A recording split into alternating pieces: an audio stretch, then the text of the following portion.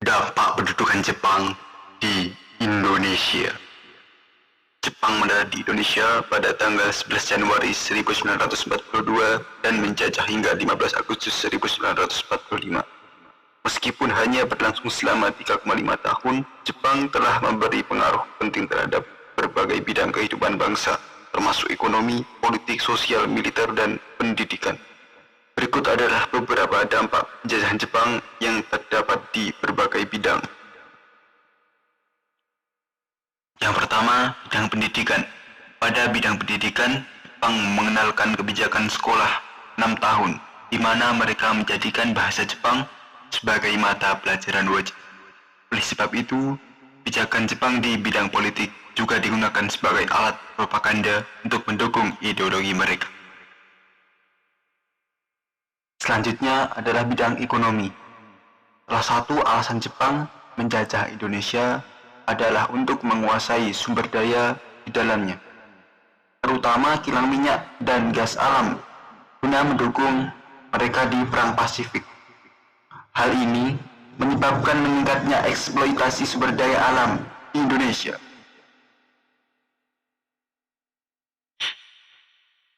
Yang berikutnya adalah bidang militer. Jepang mendirikan Tentara Pembela Tanah Air atau PETA sebagai bagian dari upaya mereka untuk melibatkan masyarakat Indonesia dalam pertahanan wilayah. Meskipun awalnya didirikan oleh Jepang, PETA kemudian menjadi salah satu wadah penting bagi bangsa Indonesia dalam perjuangan meraih kemerdekaan Indonesia. Yang berikutnya adalah bidang sosial budaya.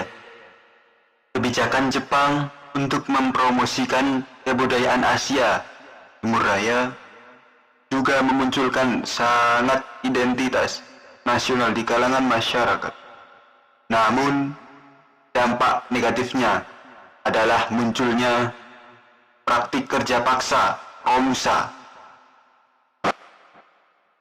yang merenggut kebebasan bahkan nyawa warga Indonesia juga banyak menjadi korban kekerasan Jepang. Penjajahan Jepang mengakhiri pemerintahan kolonial Belanda di Indonesia. Hal ini membuat perasaan nasionalisme bangsa Indonesia kala itu menjadi semakin kuat. Pada saat yang sama, Jepang juga mendirikan pemerintahan militer yang berusaha mengintegritaskan Indonesia dalam kerangka Asia Timur yang dipimpin Jepang. Selain berdampak pada sosial budaya Indonesia, Jepang juga memiliki dampak positif bagi negara Indonesia. Di antaranya yaitu diperbolehkannya pemakaian bahasa Indonesia sebagai bahasa nasional. Didirikannya KIMIAI, yakni badan yang berfungsi untuk memenuhi kebutuhan pokok rakyat. Sistem KIMIAI kemudian berkembang menjadi koperasi yang diterapkan di Indonesia hingga kini. Selanjutnya menghapus sistem sekolah berdasarkan kelas sosial, kemudian menetapkan jenjang sekolah yang setara untuk semua kalangan dengan 12 tingkatan. Berikutnya, bentuk sistem sosial bernama Roni Rayumi yang kini dikenal sebagai rukun tetangga atau RT. Mengenalkan lean system pada pertanian yang lebih efisien dan tingkat produksinya. Selanjutnya dibentuknya BPUPKI dan PPKI untuk memenuhi janji kemerdekaan bagi Indonesia. Yang terakhir, memberi latihan kemiliteran dan membentuk organisasi militer serta semi-militer seperti PETA Pembela Tanah Air yang menjadi cikal bakal TNI Indonesia. Selain dampak positif, Jepang juga memiliki dampak negatif bagi pemerintahan Indonesia, yaitu pemerintah Jepang yang sewenang-wenang.